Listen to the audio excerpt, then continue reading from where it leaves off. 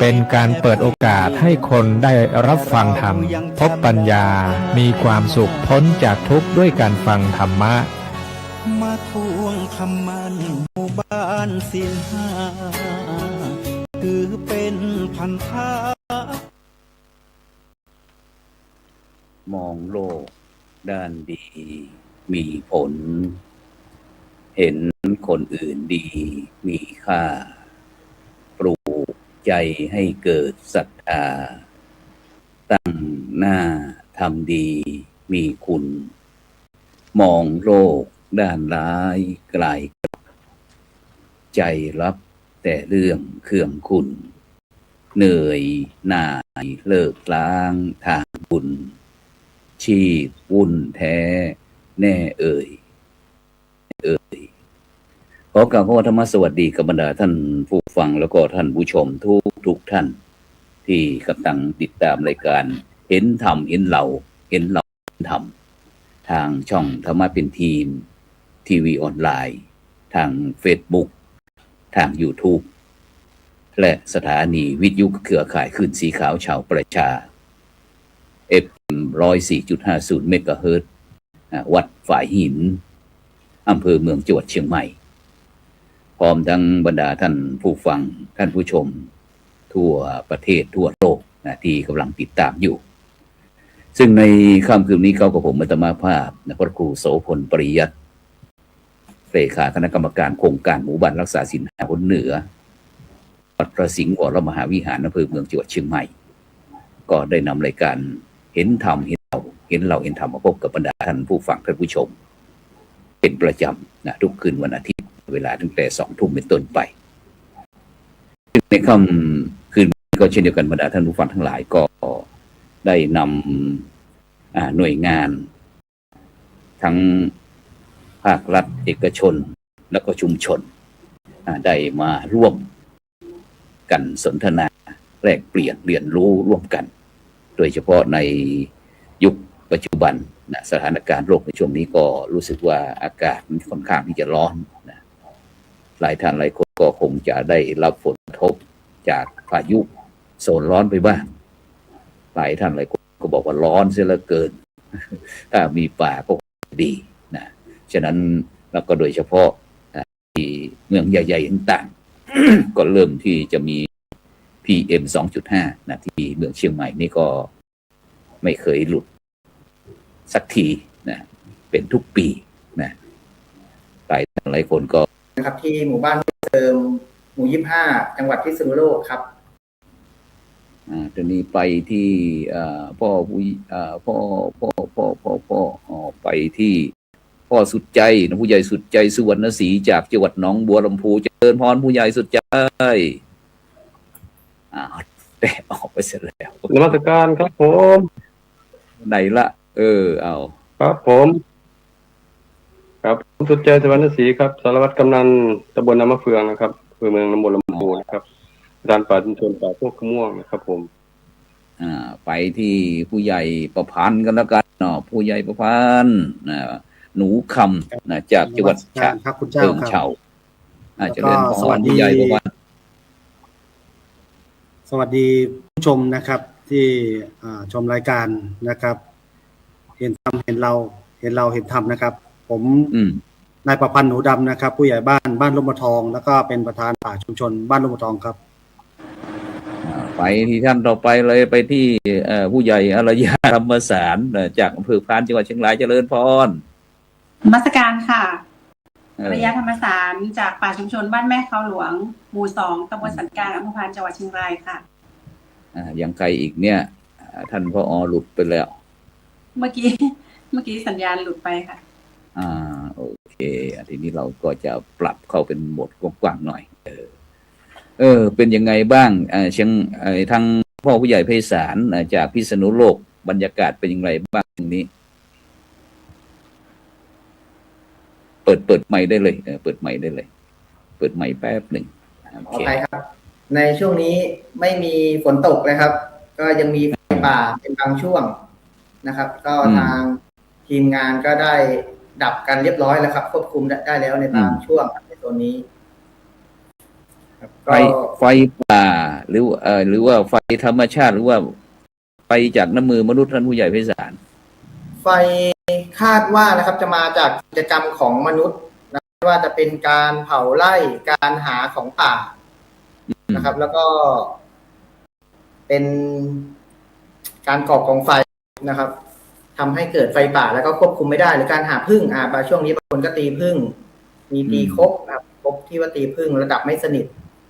แล้วก็จะเกิดไฟป่าในพื้นที่ป่าส่วนกลางครับ ก็เลยทำให้ควบคุมได้ยาก แล้วไป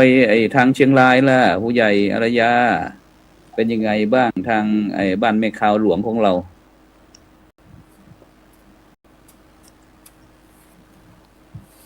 ผู้ใหญ่อารยาบรรยากาศทางแม่ขาวหลวงอำเภอพานจังหวัดเชียงรายเป็นอย่างไรบ้างได้ยินพระอาจารย์ไหม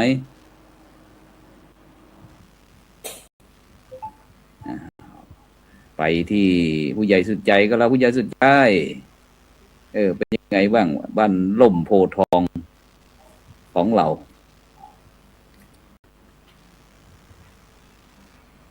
บ้านลำปะทองนะครับ ของจังหวัดฉะเชิงเทราบรรยากาศชาเชิงเทราเป็นไงบ้างช่วงนี้ก็มีฝนครับมีฝนประปรายครับในช่วงของป่าชุมชนบ้านลำปะทองนี่ก็จะเป็นป่าคือฝนตกเมื่อวานก็เพิ่งตกครับแล้วก็พื้นที่ของเรามีเกิดไฟ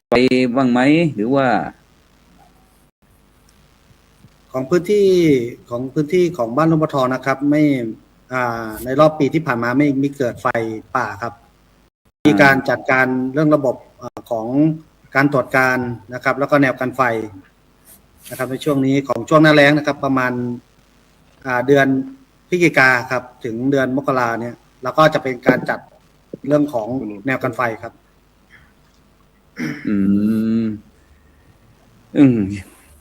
ทุกคนก็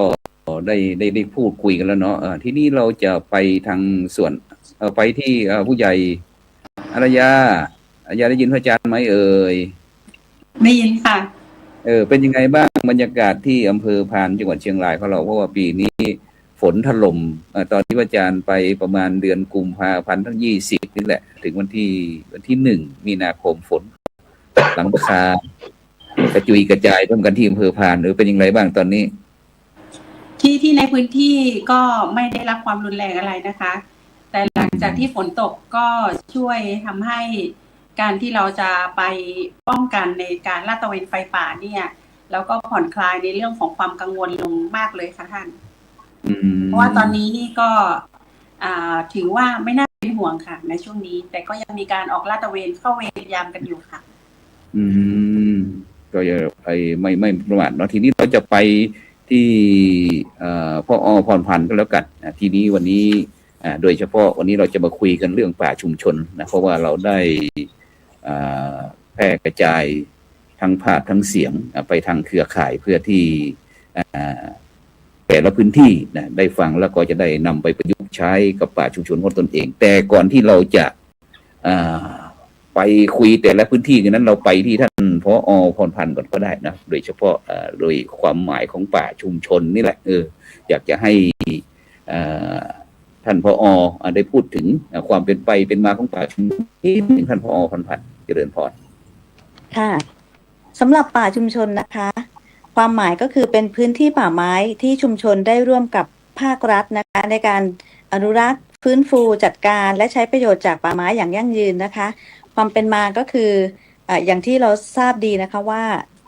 ถ้าลำพังจะให้เจ้าหน้าที่ของรัฐเป็นผู้ดูแลป่าทั้งผืนนะคะกำลังของเจ้าหน้าที่เรามีไม่เพียงพอเพราะฉะนั้นก็เลยเกิดมีความคิดว่า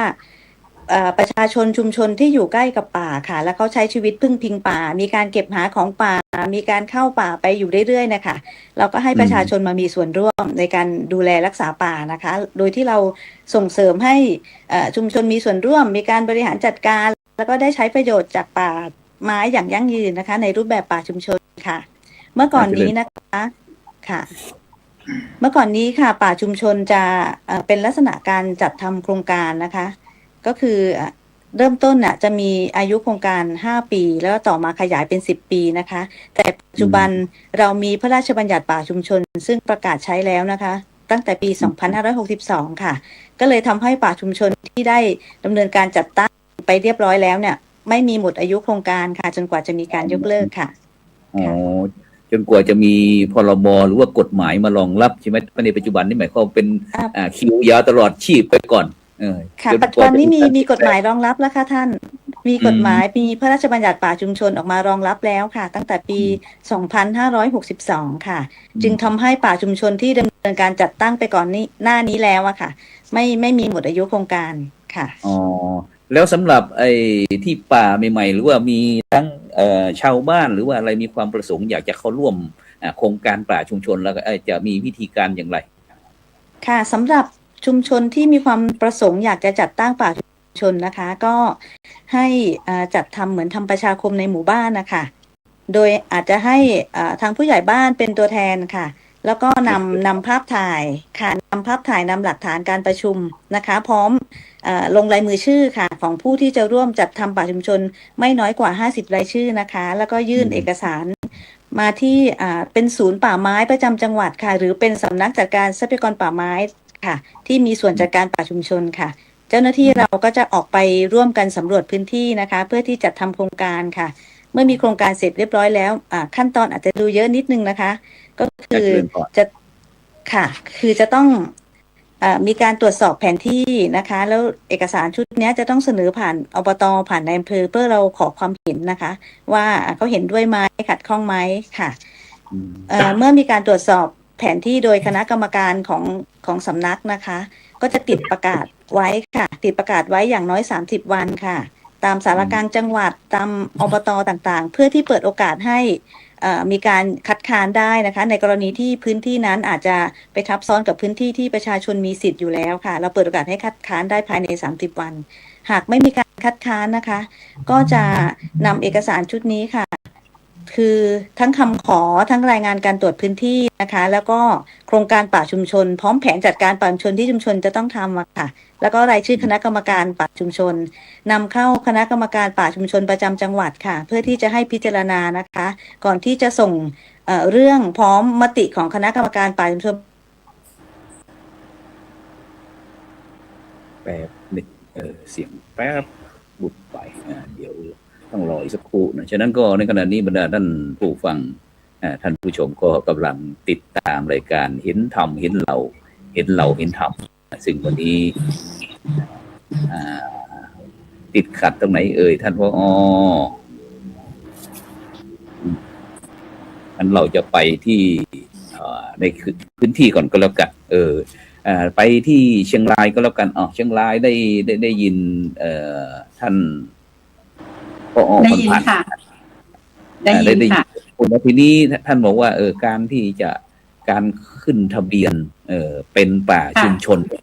เราขั้นของผู้ใหญ่อารยานี่นานหรือยังเป็นป่าชุมชนนานหรือยังถ้าตามกฎหมายก็เมษา62ค่ะแต่จริงๆแล้วในพื้นที่ของเราก็เป็นป่าชุมชนนานแล้วค่ะ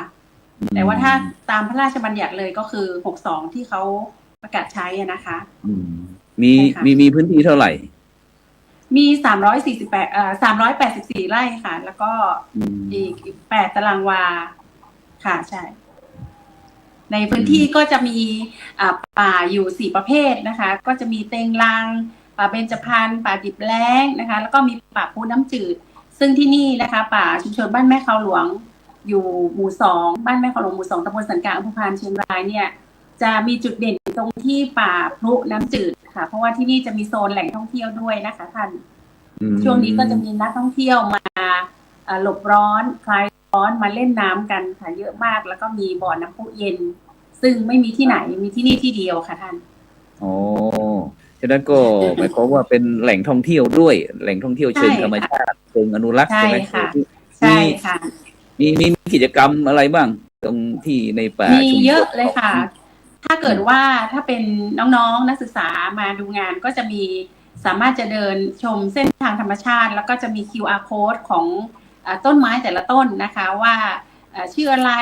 ตระกูลไหนนะคะ มีชื่อทางวิทยาศาสตร์อย่างไร มีคุณค่าทางสมุนไพรอะไรบ้าง มีหมดค่ะ สามารถสแกน QR code ในแต่ละต้นของต้นไม้ที่อยู่ในพื้นที่ป่าชุมชนบ้านแม่ข้าวหลวงได้เลยค่ะ ขึ้นทะเบียนหมดเลยใช่ มี QR ค่ะ code หมดสา ใช่ ธุ ค่ะ สาธุเดี๋ยวขอประสานท่านผอ.พรพันธ์ได้ยินอาจารย์ไหมท่านผอ.ออกใหม่แล้วก็เข้าใหม่ก็ได้ท่านผอ.มันอาจจะติดขัดนิดหนึ่งเป็นระบบอินเทอร์เน็ตหรือเปล่าไปที่ผู้ใหญ่ไพศาลคำสายก็แล้วกันไปที่จังหวัดพิษณุโลกมีคุยให้ฟังหน่อยมีพื้นที่อะไรต่างๆกิจกรรมอะไรต่างๆคุยให้บรรดาท่านฟังท่านผู้ชมนิดหนึ่งขอเจริญพรครับในป่าชุมชนนะครับบ้านห้วยเสริมนะครับมีพื้นที่ทั้งหมด845ไร่เป็นพื้นที่เยอะนะครับแต่อยู่ห่างไกลในตัวเมืองครับเลยพื้นที่ป่าชุมชนจะเยอะนะครับประชากรในหมู่บ้านนะครับที่เป็นสมาชิกป่าชุมชนนะครับก็อยู่ที่200ท่านนะครับป่าพื้นที่นะครับส่วนมาก 80% นะครับจะเป็นป่าเบญจพรรณนะครับอีก 20% จะเป็นป่าเต็งรังนะครับจะมีแค่2ชนิดนะครับในพื้นที่ใช่เป็นพื้นที่กว้างครับแล้วก็ทางช่วงหน้าหนาวนะครับก่อนที่จะเข้าสู่ฤดูแล้งนี่ทางสมาชิกและคณะกรรมการป่าชุมชนเราก็จะมีกิจกรรมนะครับในการทำฝายกักเก็บน้ำเพื่อให้ความชุ่มชื้นนะครับในป่าชุมชนได้ยังมีอยู่นะครับแล้วก็จะมีการทำแนวกันไฟนะครับในช่วงมกราคมกุมภาของทุกเดือนนะครับฤดูแล้งนี้ก็จะทำแนวกันไฟแล้วก็ออกลาดตระเวนนะครับก็จะจัดชุดลาดตระเวนตามแนวขอบป่าชุมชนเพราะว่าป่าชุมชนมีทั้งหมด4แปลงด้วยกันนะครับ4แปลงรวมๆกันแล้วก็845ไร่นะครับก็จะมีแบ่งเป็น2ชุดนะครับสลับวันเพื่อตรวจตาลาดตระเวนในการดูไฟป่านะครับกิจกรรมในครับผมเจริญพรแล้วก็โดยเฉพาะพี่น้องประชาชนได้มีวิธีการดูแลรักษากันอย่างไรกับป่าชุมชนของนครไทยของเราห้วยเสริม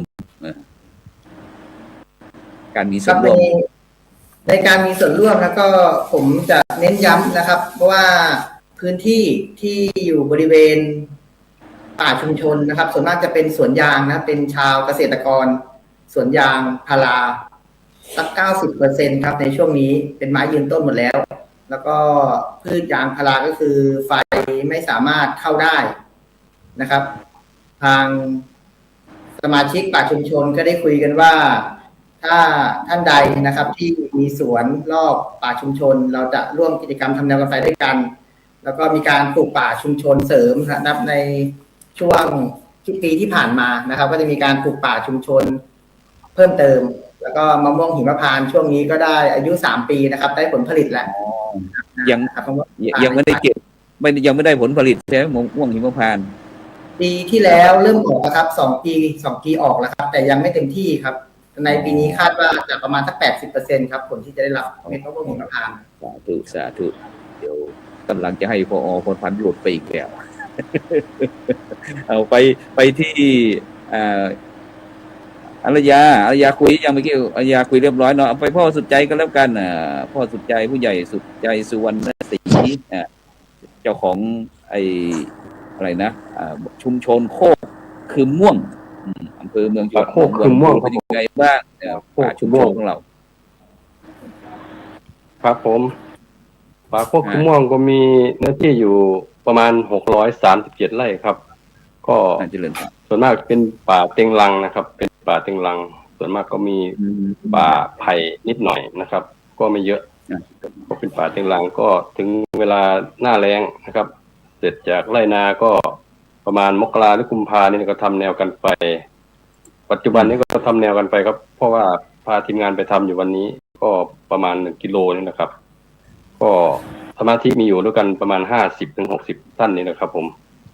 เวลาหน้าแล้งก็จัดชุดเข้าเวรยามนะครับทุกวันจัดแต่ละชุด5 คน 6 คนนะครับประมาณนี้นะครับเพราะว่าลาดตระเวนออกลาดตระเวนรอบป่าทุกๆ 2 ชั่วโมง 3 ชั่วโมงครับผม สาธุสาธุเดี๋ยวเราไปที่ผอ.พันธุ์ก่อนเนาะท่านผอ.เชิญเลยต่อได้เลยกำลังได้รถได้ชาติที่คุยถึงไหนแล้วเนี่ยผอ.ค่ะพอดีอาจจะสัญญาณขัดข้องนะคะทางเราไม่ได้ยินเสียงเลยค่ะ ตอนนี้กลับมาแล้วนะคะค่ะเมื่อสักครู่นะคะเราได้คุยกันถึงเรื่องป่าชุมชนแล้วก็การจัดตั้งป่าชุมชนนะคะคือฟังดูอาจจะดูเป็นเรื่องที่ยุ่งยากหลายขั้นตอนนะคะแต่คือสมัยก่อนที่เราทำป่าชุมชนนะคะเราทำโดยอ้างอิงอาศัยจากกฎหมายป่าไม้ใกล้เคียงนะคะเราไม่มีกฎหมายใช้เองนะคะแต่เมื่อเดือนพฤษภาคมนะคะวันที่24พฤษภาคม2562ค่ะเราได้รับกฎหมายที่ว่าเป็นกฎหมายของป่าชุมชนเองนะคะเป็นพระราชบัญญัติป่าชุมชนพ.ศ. 2562นะคะก็เลยทำให้ชุมชนแล้วก็การจัดการป่าชุมชนของเราเนี่ยมีกฎหมายรองรับนะคะค่ะพอมีกฎหมายรองรับแล้วสิ่งที่ตามมาก็คือประชาชนก็มีสิทธิ์ในการบริหารจัดการในพื้นที่ป่าชุมชนนะคะโดยมีกฎหมายรองรับนอกจากมีสิทธิ์แล้วก็ต้องมีหน้าที่ตามมาด้วยค่ะก็คือเมื่อมีสิทธิ์ในการบริหารจัดการป่าชุมชนแล้วนะคะก็ต้องมีหน้าที่ค่ะในการช่วยดูแลช่วยอนุรักษ์แล้วก็ต้องจัดทำแผนในการที่จะดูแลป่าชุมชนเราเรียกว่าเป็นแผนจัดการป่าชุมชน5ด้านนะคะค่ะก็คือจะมีเรื่องเกี่ยวกับแผนด้านการอนุรักษ์นะคะว่าชุมชนจะทำกิจกรรมอะไรในพื้นที่ป่าชุมชนเพื่อเป็นการอนุรักษ์ดูแลป่าค่ะด้านการฟื้นฟูก็ยกตัวอย่างเช่นอาจจะเป็นเกี่ยวกับการปลูกต้นไม้หรือเพาะชำกล้าไม้นะคะแผนด้านที่3ก็จะเป็นด้านการพัฒนาค่ะอย่างเช่นชุมชนอาจจะพัฒนาป่าชุมชนของตัวเองเนี่ยเพื่อเป็นแหล่งท่องเที่ยวเชิงนิเวศก็ได้นะคะค่ะหรือจะเป็นพัฒนาแหล่งสาธารณูปโภคขนาดเล็กในพื้นที่ป่าชุมชนก็ได้นะคะด้านที่4ก็จะเป็นด้านการควบคุมดูแลค่ะอันนี้ก็จะเกี่ยวข้องกับการออกกฎระเบียบนะคะหรือการประชุมคณะกรรมการป่าชุมชนเพื่อจัดทำแผนประจำปีค่ะเป็นต้นค่ะด้านที่5ซึ่งถือเป็นด้านสำคัญนะคะเป็นด้านการใช้ประโยชน์ค่ะคือชุมชนสามารถใช้ประโยชน์ในพื้นที่ป่าชุมชนได้นะคะอย่างเช่นกรณีการเก็บหาของป่าก็คือใช้ในการบริโภคในชีวิตประจำวันอย่างเงี้ยค่ะหรือการท่องเที่ยวเชิงอนุรักษ์ค่ะแล้วก็การใช้ประโยชน์จากไม้อย่างนี้เป็นต้นนะคะก็คือนอกจากชุมชนมีสิทธิ์และชุมชนก็มีหน้าที่ด้วยค่ะค่ะเพราะว่าวัตถุประสงค์ในการบริหารจัดการป่าชุมชนของเรานะคะก็คือการให้ชุมชนมีส่วนร่วมในการดูแลรักษาฟื้นฟูและใช้ประโยชน์จากทรัพยากรป่าไม้ในท้องถิ่นอย่างยั่งยืนค่ะเพื่อเป็นการสร้างความสมดุลทางระบบนิเวศควบคู่ไปกับการทำให้คุณภาพชีวิตของคนในท้องถิ่นดีขึ้นนะคะโดยผ่านการจัดตั้งคณะกรรมการป่าชุมชนค่ะแล้วก็ต้องมีแผนมีกฎระเบียบที่เห็นชอบร่วมกันนะคะเพื่อป้องกันการบุกรุกและส่งเสริมการใช้ประโยชน์จากป่าอย่างยั่งยืนค่ะแล้วการขอขึ้นเป็นป่าชุมชนนี่มีจำกัดจำนวนพื้นที่ไหมหรือว่าจะต้องมีพื้นที่กี่ไร่อย่างเงี้ย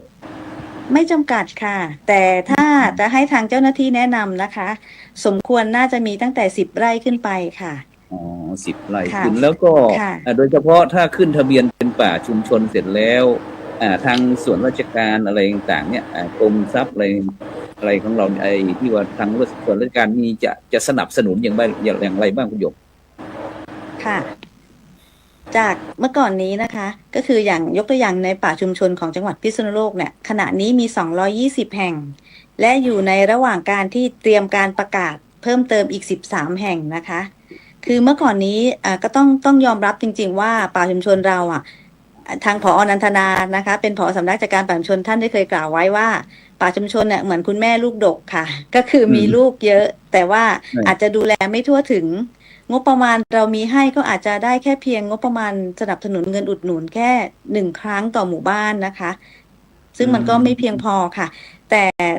เมื่อ 2-3 ปีที่ผ่านมาก็ถือว่าเป็นข่าวดีของป่าชุมชนนะคะก็คือ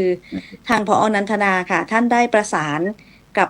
หน่วยงานและก็บริษัทเอกชนต่างๆตอนนี้เขาเข้ามาให้ความสนใจมากเลยนะคะอย่างของพิษณุโลกค่ะก็จะมีบริษัทSCG นะคะแล้วก็บริษัทเบทาโกรค่ะที่เขาเข้ามาสนับสนุนเกี่ยวกับอุปกรณ์ในการดับไฟป่านะคะอันนี้จะเป็นเรื่องเกี่ยวกับBOI นั่นก็คือเป็นเกี่ยวกับอุตสาหกรรม สิ่งที่ชุมชนสิ่งที่บริษัทเอกชนเหล่านี้ได้ก็คือนำไปลดหย่อนภาษี สิ่งที่ชุมชนได้ก็คือได้รับการสนับสนุนอุปกรณ์ต่างๆเครื่องเป่าลมนะคะมีพวกถังน้ำมีพวกชุดที่ว่าใส่สามารถเข้าไปดับไฟป่าได้รวมทั้งการทำฝายชะลอน้ำด้วยเราได้รับงบประมาณสนับสนุนตรงนี้ด้วยค่ะก็ถือว่าเป็นข่าวดีที่มีบริษัทเอกชนมีหน่วยงานต่างๆเข้ามาสนใจนะคะรวมถึงเราสามารถขอรับสนับสนุนจากกองทุนสิ่งแวดล้อมได้นะคะของพิษณุโลกก็มีหมู่บ้าน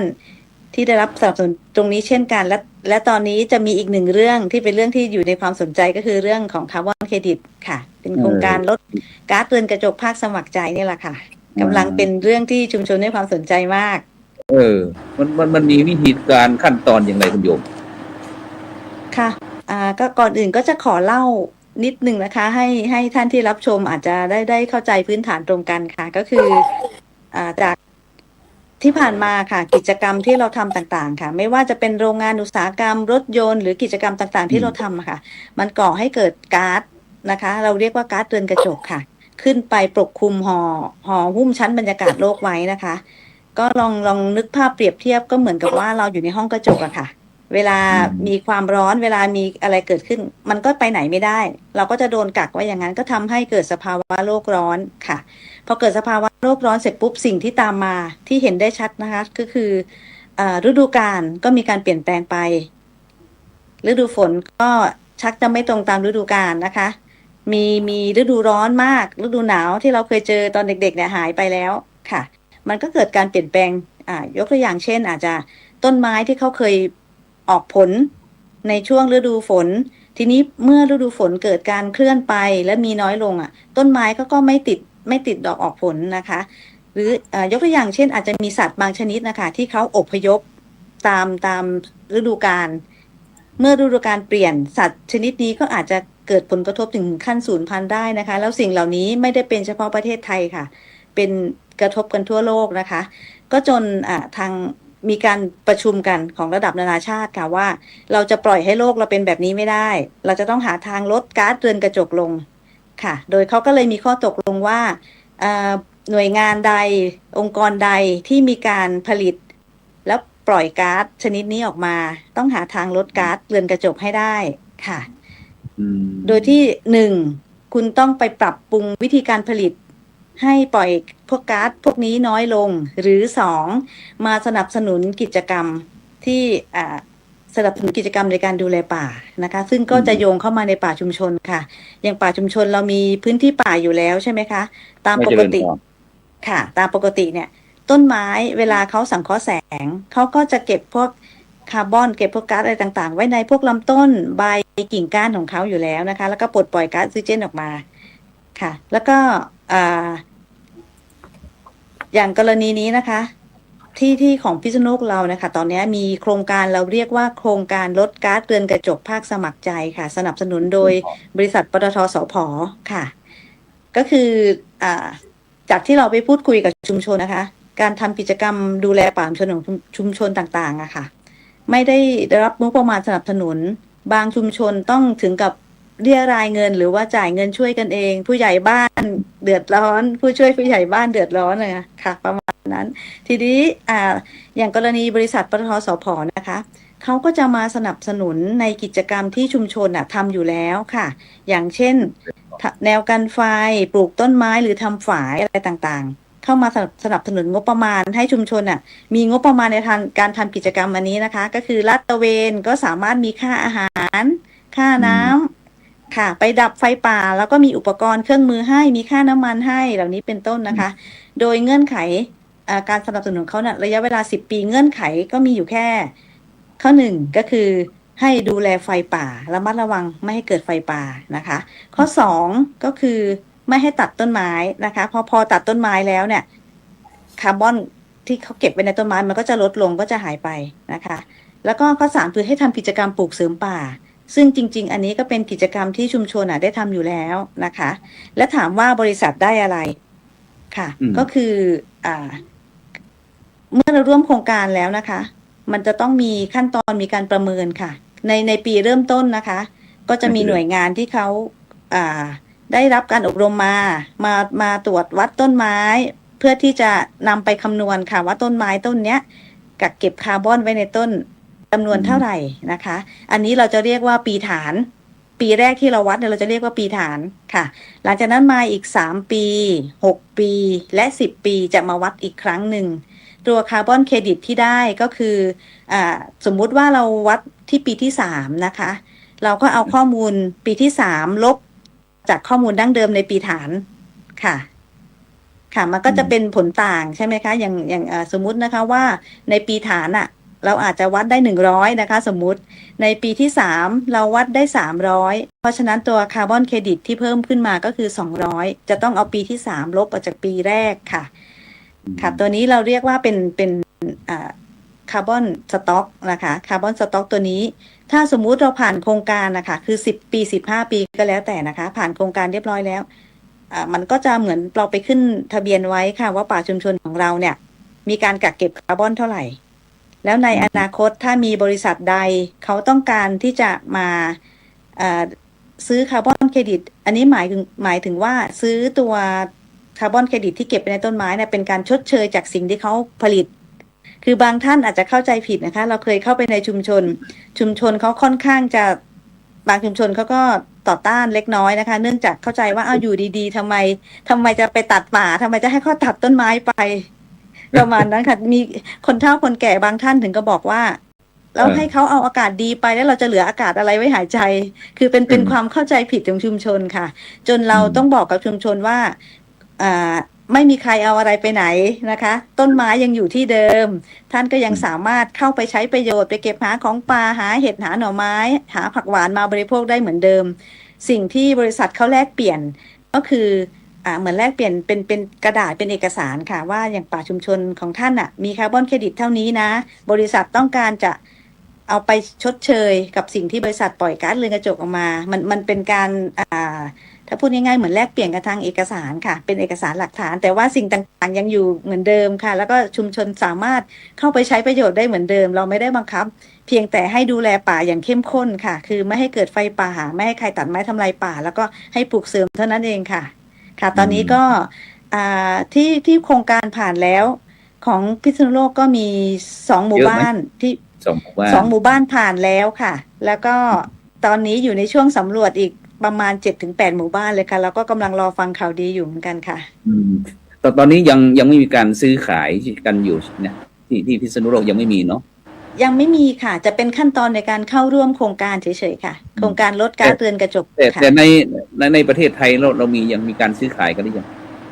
เหมือนจะทราบข่าวว่าทางบ้านโค้งตะบางที่จังหวัดเพชรบุรีค่ะตรงนั้นน่าจะมีการซื้อขายแล้วค่ะเขาเริ่มก่อนเราหลายปีแล้วค่ะซึ่งพี่น้องประชาชนก็อาจจะเข้าใจอย่างที่ชาวบ้านทั่วไปนั่นแหละเพราะเราถ้าเราไปโรงพยาบาลเราอาจจะซื้อถังออกซิเจนอย่างเงี้ยอาจจะประมาณนี้วันนี้เราไปที่ชุมชนก็แล้วกันเนาะไปเมื่อท่านผอ.พรพันธ์มากดวงจันทร์ได้พูดถึงตั้งแต่เรื่องงบประมาณแล้วก็แม้กระทั่งมาเข้าร่วมโครงการคาร์บ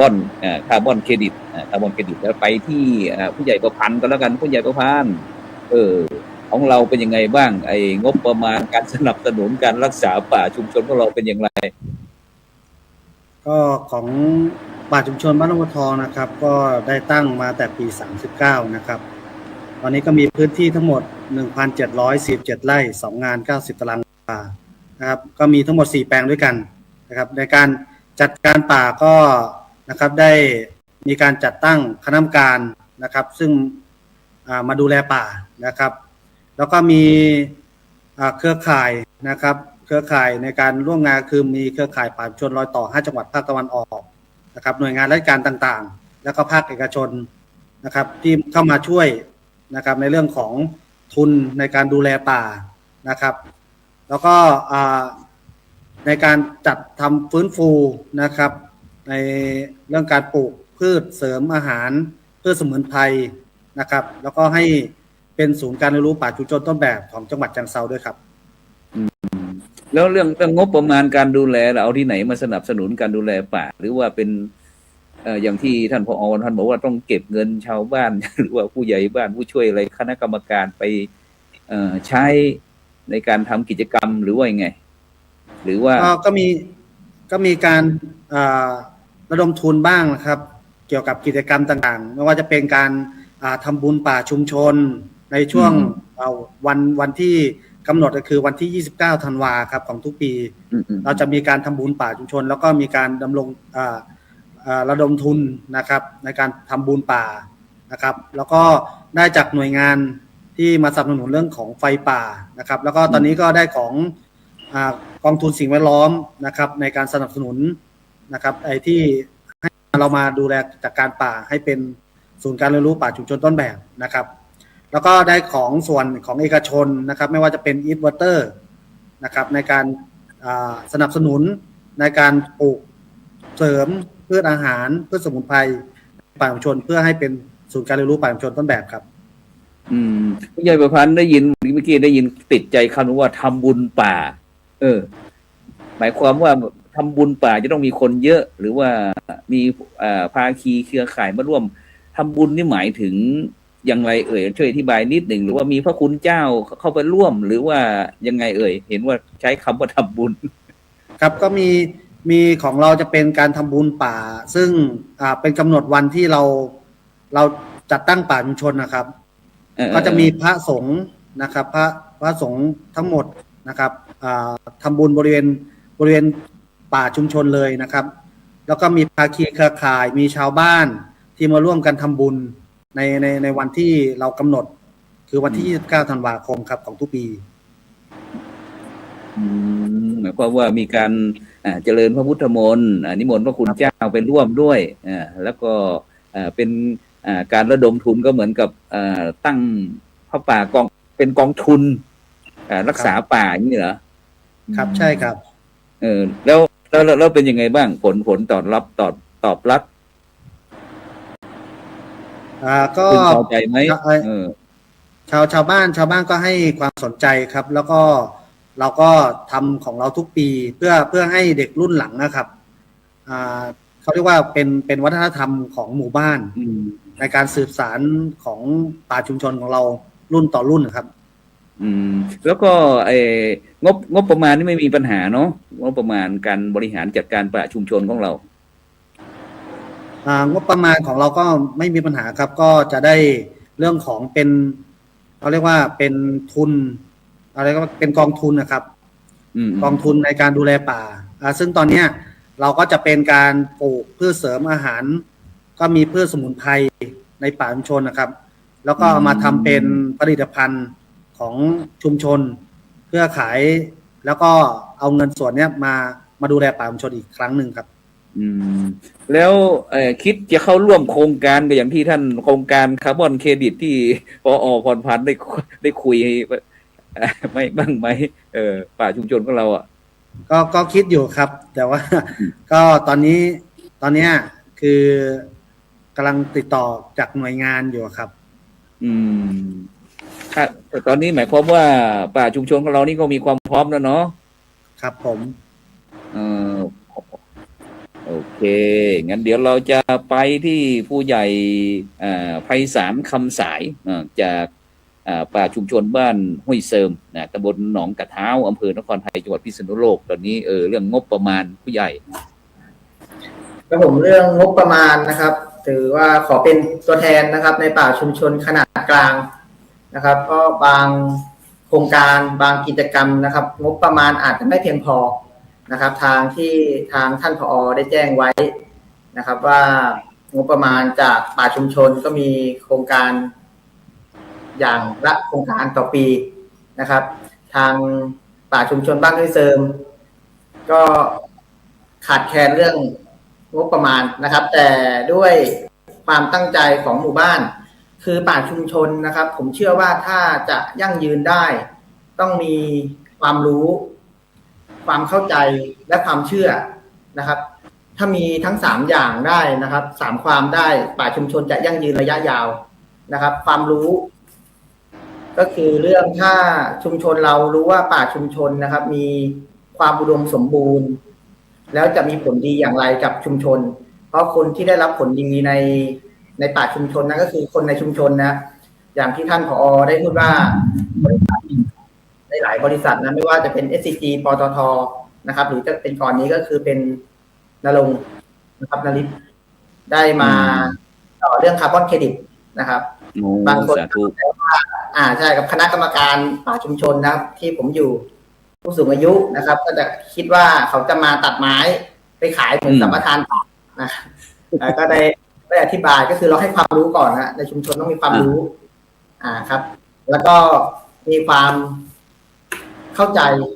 ที่ว่ามีความเข้าใจคือพอผลที่เราจากการดูแลไปเรามีความรู้เราดูแลบริหารป่าชุมชนได้แล้ว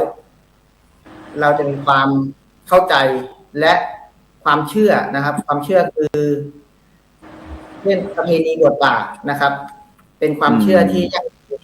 และเราต้องเชื่อว่าสิ่งที่เราทำไปแล้วทั้งสองความนี้จะมีผลกลับออกมานะครับ เราต้องมีความเชื่อถ้ามีทั้งสามความนี้ก็จะให้ป่าชุมชนเรายั่งยืนแล้วก็ขอเสริมอีกอย่างหนึ่งครับ เรื่องท่านใดหรือหมู่บ้านใดนะครับ ที่สนใจจะเอาพื้นที่ป่านะครับ เข้าเป็นเขตป่าชุมชนนะครับตามพรบป่าชุมชนแล้วก็ได้ครับที่จะสำรวจเข้าเพิ่มผมว่าเป็นโครงการที่ดีเป็นสิ่งที่ดีนะครับ เพราะว่าลำพังกรมป่าไม้นะครับ ดูแลไม่ทั่วถึงนะครับ ถ้าเราให้ชุมชนมาดูแลช่วยนะครับ ก็คือชาวบ้านชุมชนดูแลป่าชุมชนกันเองนะครับ ชาวบ้านอยู่ได้ป่าก็อยู่ได้ แต่ถ้าป่าของกรมป่าไม้นะครับ ที่ผมพบเจอปัญหาในพื้นที่ก็คือทางพ่อแม่พี่น้องบางท่านอาจบุกรุกนะครับเผาป่าก็ถือว่าไม่ได้ผิดใจกับชุมชนเพราะเป็นพื้นที่ของกรมป่าไม้กรมอุทยานหรือกรมป่าสงวนหรือว่าแต่ถ้าเป็นป่าชุมชนนะครับ ชุมชนจะดูแลกันเองนะครับ จะมีการเข้มงวดแล้วก็กวดขันกันเองในชุมชนนั้นครับในส่วนนี้ครับฉะนั้นก็ไม่มีปัญหาแต่เพียงงบประมาณส่วนตอนนี้ก็เข้าร่วมโครงการที่เตรียมที่จะคาร์บอนเครดิตแล้วเนาะของผู้ใหญ่เนาะเข้าร่วมไป2 รอบแล้วครับยังไม่ผ่าน2 รอบแต่ยังบริษัทแรกเป็นบริษัทนฤทธิ์นะครับนฤทธิ์ตั้งแต่ปีที่แล้วใช่ครับโครงการไม่ต่อแล้วคราวนี้มาในปีนี้เป็นบริษัทของปตทครับทางท่านผอและเจ้าหน้าที่ปตทนะครับก็ได้ลงไปสำรวจพื้นที่ป่าลงสำรวจแล้วเขาเป็นกำลังใจให้อีกหนึ่งกำลังใจนะให้ได้เป็นเท่าแก่คาร์บอนเครดิตด้วยซึ่งในขณะนี้บรรดาท่านผู้ฟังท่านผู้ชมก็กำลังติดตามรายการทำเห็นเราเห็นทำซึ่งวันนี้เราได้เชิญทั้งส่วนราชการหน่วยงานราชการแล้วก็ป่าชุมชนทั่วประเทศของตัวแทนแต่ละภาคเหนือภาคใต้ภาคกลางอีสานมาคุยกันมาคุยสนทนาแลกเปลี่ยนเพื่อที่บรรดาผู้ฟังท่านผู้ชมก็จะได้นำไปประยุกต์ใช้ให้กับป่าของตนเองโดยเฉพาะเมื่อกี้ท่านผอ.พรพันธ์ได้พูดถึงป่าคาร์บอนเครดิตนะซึ่งถือว่าเป็นโครงการใหม่ล่าสุดนะโครงการใหม่ล่าสุดฉะนั้นเราจะไปที่จังหวัดเชียงรายบ้างไปที่ผู้ใหญ่อารยาธรรมสารนะบ้านป่าชุมชนบ้านแม่ขาวหลวงตำบลสันกลางอำเภอพานจังหวัดเชียงรายเจริญพรผู้ใหญ่อารยามาสการค่ะของเราเป็นยังไงบ้างได้ยินพอ.พรพันธ์พูดเมื่อกี้บอกว่าเรื่องงบประมาณตอนนี้ปีหนึ่งสัก1,000 บาทอย่างเงี้ยของเรามีปัญหาบ้างไหมเรื่องงบประมาณแล้วก็เข้าร่วมโครงการคาร์บอนเครดิตบ้างไหมค่ะคือจริงๆแล้วทุกป่าก็คงจะมีปัญหาในเรื่องของงบประมาณเช่นกันนะคะแต่ทีนี้พอมาเป็นผู้ใหญ่บ้านเนี่ยก็อยากจะแชร์ประสบการณ์นะคะพอว่าบรรพบุรุษเขาอนุรักษ์ป่าเราดีแล้วเนี่ยเราก็อยากจะเอาป่าของเราที่จะเข้าไปสู่โครงการประกวดต่างๆเพื่อที่จะได้หางบประมาณมาดูแลค่ะท่านโดยเฉพาะที่ผ่านมาป่าชุมชนบ้านแม่ขาวหลวงนี่ก็ไปประกวดโครงการคนรักป่ารักชุมชนนะคะก็ได้งบประมาณจากบริษัทลาดกรุ๊ปมา100,000 กว่าบาท150,000นะคะได้รองชนะเลิศระดับประเทศซึ่งตรงนี้เราก็ได้งบประมาณที่จะนำมาพัฒนาต่อยอดของป่าชุมชนเราได้ค่ะแต่การที่ว่ามีงบแค่นี้ถือว่าเยอะไหมก็ยังไม่เยอะนะคะเพราะว่าเราก็ต้องมีการปรับปรุงเรื่องของป่าชุมชนมากมายค่ะโดยเฉพาะป่าชุมชนบ้านแม่ขาวหลวงเราก็ยังมีโครงการที่จะ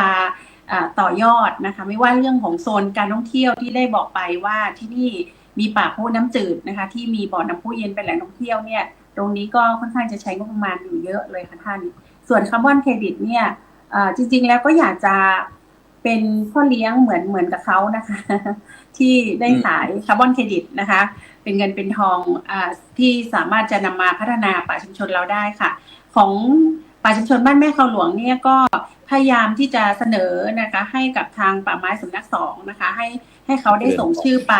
บังเอิญว่าเนื้อที่มีน้อยนะคะก็ต้องรวมกลุ่มกันค่ะในพื้นที่อำเภอพานจากบ้านอื่นที่จะไปต่อรองไปเสนอให้กับบริษัทเอกชนที่อยากจะมาซื้อคาร์บอนเครดิตนะคะท่าน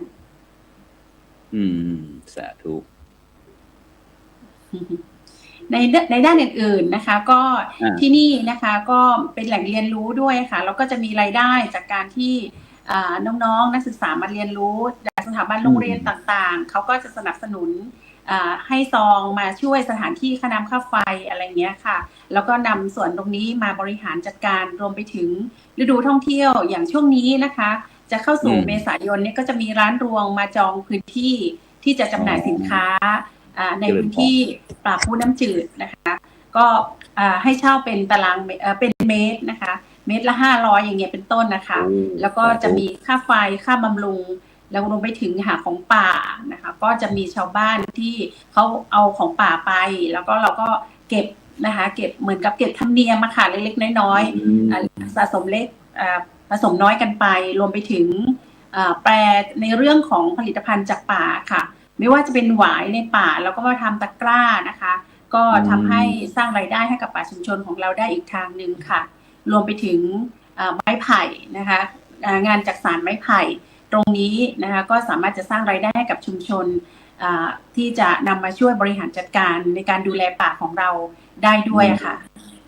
ตอนนี้ก็หมายความว่าเราเรื่องงบประมาณนี้พวกเราก็พอที่จะมีการบริหารการจัดการภายในป่าชุมชนของเราก็พอที่จะดูแลตัวเองได้เนาะแล้วทีนี้การมีส่วนร่วมของคนรุ่นใหม่ทั้งเด็กคนหนุ่มคนสาวคนรุ่นใหม่เนี่ยเขามีส่วนร่วมยังไงบ้างในการรักษาป่าชุมชนของเราเราจะมีในเรื่องของการให้กับเยาวชนนะคะมาที่เหมือนกับที่บอกเมื่อกี้ว่าเรามีพื้นที่ที่จะมาศึกษาเชิงนิเวศก็ให้น้องๆได้รู้จักการอนุรักษ์ป่าค่ะแล้วก็มีมัคคุเทศก์น้อยนะคะที่จะนำเสนอให้กับผู้ใหญ่ที่มาเที่ยวชมป่าให้เขาได้มีเรียนรู้ไปด้วยนะคะมีกิจกรรมการปลูกป่าค่ะท่านปลูกป่าก็จะนำเด็กๆไปด้วยให้เขามีส่วนร่วมนะคะเป็นการปลูกป่าในใจให้กับน้องๆเยาวชนนะคะที่จะก่อนที่จะไปปลูกป่านะคะเหมือนกับแนวพระราชดำริของรัชกาลที่9นะคะที่ได้บอกว่าก่อนที่ปลูกลงดินก็ต้องปลูกป่าในใจให้เด็กๆก่อนปลูกฝังก่อนตอนนี้ก็พยายามที่จะชักจูงให้น้องๆคนรุ่นใหม่ค่ะให้มีส่วนร่วมในการที่จะเข้าร่วมกิจกรรมป่าทุกอย่างไม่ว่าจะทำแนวกันไฟไม่ว่าจะเป็นเลี้ยงผีขุนน้ำไม่ว่าจะเป็นการปลูกป่าทำฝายน้ำล้นก็จะพยายามพาเขาเข้ามามีส่วนร่วมอยู่เป็นประจำนะคะนอกจากที่ภายในชุมชนเราจะมีทั้งสมาชิกของป่าชุมชนแล้วก็คนในหมู่บ้านแล้วทีนี้ภาคีเครือข่ายทั้งพระสงฆ์องค์เจ้าทั้งหน่วยงานราชการทหารตำรวจนี่อะไรต่างๆเขาเคยมาร่วมกิจกรรมของเราเป็นประจำไหมหรือว่าไม่มีเราทำกันเองมาเป็นประจำค่ะล่าสุดก็เป็นของสำนัก15นะคะก็จะมีการอบรมรสทป.ที่นี่ค่ะราษฎรอาสาพิทักษ์ป่านะคะก็อบรมกันไปแล้วก็รวมไปถึงหน่วยงานท้องถิ่นนะคะเวลามีการจัดกิจกรรมที่นี่ไม่ว่าจะเป็นการปลูกป่าวันต้นไม้แห่งชาติวันอนุรักษ์ต่างๆเป็นประเพณีเขาก็เอามาบูรณาการร่วมกันหมดค่ะ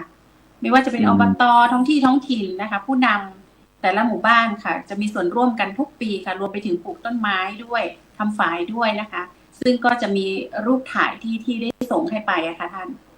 เจริญพร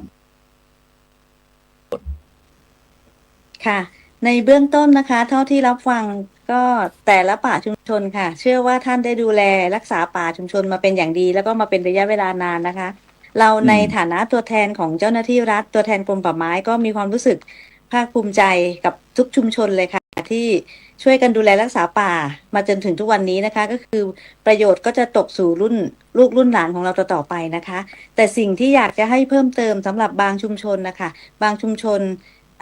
เราเชื่อว่าชุมชนมีใจมีความพร้อมมีกำลังคนอาจจะยังขาดงบประมาณขาดการสนับสนุนขาดการเรียนรู้ค่ะก็อยากจะให้เสริมในจุดนี้ค่ะอย่างตัวเจ้าหน้าที่ของรัฐเองนะคะอย่างตัวของที่ส่วนจัดการป่าชุมชนเนี่ยค่ะถ้ามีโอกาสหรือมีแนวทางไหนที่จะสนับสนุนนะคะไม่ว่าจะเป็นทางกองทุนสิ่งแวดล้อมก็ดีหรือเป็นบริษัทต่างๆเอกชนต่างๆที่สนใจนะคะเราก็จะพยายามจะผลักดันให้ชุมชนได้รับโอกาสนี้นะคะเพราะว่าเราเชื่อว่าชุมชนมีความตั้งใจมีความพร้อมอยู่แล้วล่ะติดตรงที่ว่าอาจจะขาดงบประมาณขาดเครื่องมือขาดอุปกรณ์ขาดความรู้ที่ว่าต้องได้รับการฝึกอบรมหรือดูงานนะคะเราก็จะพยายามเต็มที่เท่าที่มีโอกาสนะคะก็ขอเป็นกำลังใจให้ทุกๆชุมชนนะคะว่าท่านไม่ได้สู้ตามลำพังค่ะยังไงเจ้าหน้าที่ก็ไม่ทิ้งแน่นอนค่ะพร้อมจะสนับสนุนค่ะดูแลไม่ให้ล้ำแนวเขตนะคะตอนนี้เราก็ทำแนวกันไฟทำแนวเขตไว้ก่อนนะคะว่าบริเวณนี้แล้วก็พยายามจะตรวจตราถ้าเกิดว่ามีการลุกล้ำเข้ามาก็จะมีการเรียกมาตักเตือนนะคะโดยในรูปของคณะกรรมการก็จะแจ้งปัญหาให้เราจะมีการประชุมกันทุกเดือนนะคะคณะกรรมการป่าชุมชนซึ่งหนึ่งในคณะกรรมการก็จะเป็นพวกที่เขาทำเกษตรอยู่ใกล้ๆป่าชุมชนแล้วก็เอามาเป็นคณะกรรมการด้วยค่ะแล้วก็ปัญหาอีกเรื่องหนึ่งของที่นี่ก็คือไฟป่าจะไม่ค่อยมีปัญหานะคะเพราะว่าป่าชุมชนมันพื้นที่เป็นป่าพูน้ำจืดซึ่งก็มีความชื้นสูงนะคะส่วนใหญ่แล้วปัญหาเนี่ยก็จะมีเขตติดอุทยานที่จะมีปัญหาเรื่องของไฟป่าจะเป็นลักษณะป่าภูเขาค่ะป่าภูเขาทีนี้เรามาพูดถึงเกี่ยวกับเรื่องปัจจุบันเนี่ยมันมีปัญหาท่านผอ.อย่างที่ทุกชุมชนก็คือเรื่องการถูกบุกรุกป่าชุมชนและทีนี้ก็อาจจะเปลี่ยนผู้นำประธานอะไรแต่ละยุคแต่ละสมัยก็อาจจะมีการลุกล้ำพื้นที่เรามีกฎหมายรองรับไหมสมมติว่าถ้าสมมติว่านายกไปลุกป่าพื้นที่ชุมชนเนี่ยจะต้องอย่างนั้นจะต้องอย่างนี้ตามกฎหมายบ้านเมืองอะไรมีไหมพรบของเรามีไหมมีค่ะมีความผิดตามพรบป่าชุมชนนะคะผู้ที่เข้าไปบุกรุกค่ะก็มีโทษปรับ500,000 บาทแล้วก็จำคุก10 ปีนะคะค่ะโทษก็ค่อนข้างหนักอยู่ค่ะแล้วก็อีกอย่างนะคะก็คือชุมชนก็ช่วยเป็นหูเป็นตาค่ะทั้งเรื่องการบุกรุกทำลายป่าแล้วก็ทั้งเรื่องไฟป่าด้วยนะคะชุมชนก็มีส่วนช่วยบ้างเลยค่ะช่วยมากเลยค่ะฉะนั้นก็ท่านผู้ฟังท่านผู้ชมหรือว่าผู้นำชุมชนทั้งพ่อหลวงผู้ใหญ่บ้านกำนันหรือประธานป่าชุมชนฟังผอ.ธนพันธ์บอกนะบอกว่าบุคคลใดท่านใดที่ลุกเขตพื้นที่ป่าชุมชนเป็นของตนเองนะจะต้องถูกดำเนินตามกฎหมายนะปรับตั้งแต่500,000 บาททั้งปรับทั้งจับด้วยนะจึงฉะนั้นก็พวกเราก็จะต้องไกลเกลี่ยนะเพราะว่าป่าชุมชนเพื่อความสุขของชุมชนสังคมฉะนั้นก็คงจะเป็นในช่วงสุดท้ายละในช่วงสุดท้ายก็อยากจะให้ท่านผู้ใหญ่ทั้ง4ท่านได้เชิญชวนป่าชุมชนป่าทั่วหมู่บ้านทั่วประเทศนี่แหละได้ร่วมกันเข้าโครงการป่าชุมชนขอเจริญพรไปที่ท่านผู้ใหญ่ไพศาลก่อนผู้ใหญ่ไพศาลคำใสจากพิษณุโลกขอเจริญพรเปิดไมค์นิดผู้ใหญ่ครับผมในนามประธานนครไทยจังหวัดพิษณุโลกก็ขอฝากทิ้งท้ายนะครับถึงผู้ที่เข้ามารับฟังนะครับรายการป่าชุมชนนะครับไม่ใช่เรื่องของทางเจ้าหน้าที่ภาครัฐหรือเป็นของคณะแต่เป็นเรื่องของทุกคนนะที่ถ้าช่วยกันดูแลป่าไม่เผาป่านะครับช่วยกันปลูกป่าจะเป็นแหล่งน้ำและเป็นสมบัติของลูกหลานเราตลอดไปครับสุดท้ายนี้ก็อยากให้ท่านบ้านที่มีพื้นที่ป่าสีเขียวนะครับเอาเข้าพรบป่าชุมชนนะครับไม่ติด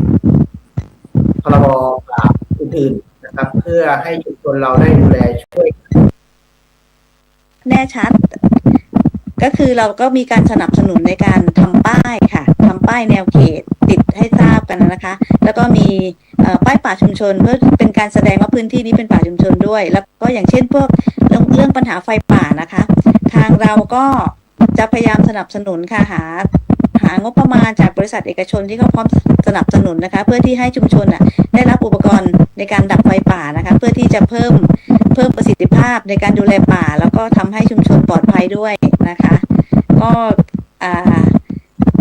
ก็ต้องขอบพระคุณอีกครั้งนะคะ ที่ช่วยกันดูแลรักษาป่าค่ะขอบคุณค่ะสาธุนะครับในค่ำคืนวันนี้ก็เวลาหมดแล้วนะขอบคุณท่านผอ.พรพัฒน์ยกจันทร์นะพร้อมทั้งผู้ใหญ่ไพศาลคำศักดิ์อารยาธรรมสารแล้วก็ผู้ใหญ่สุวรรณศรีพร้อมทั้งผู้ใหญ่ประพัฒน์พร้อมทั้งบรรดาท่านผู้ฟังท่านผู้ชมทุกท่านการทุกช่องทางนะซึ่งรายการจะมาเป็นวิวอนันต์เราก็มีความดีที่เราอยากเป็นส่วนร่วมในการสนับสนุนทั้งชุมชนสังคมและประชาชนที่ผู้ใหญ่ประมาณบอกว่าเราได้พูดเรื่องหลักตัวหรือว่าจะเป็นบ้านวัดราชการโรงเรียนอะไรต่างๆที่ถ้าเราร่วมไม้ร่วมมือก็จะทำให้การพัฒนาประเทศชาติของเรานั้นไปประสบผลสำเร็จแล้วก็มีความก้าวหน้าแบบยั่งยืนในอีกสำหรับในค่ำคืนนี้เวลาหมดเวลาขอกล่าวคำว่าสาธุสวัสดีค่ะ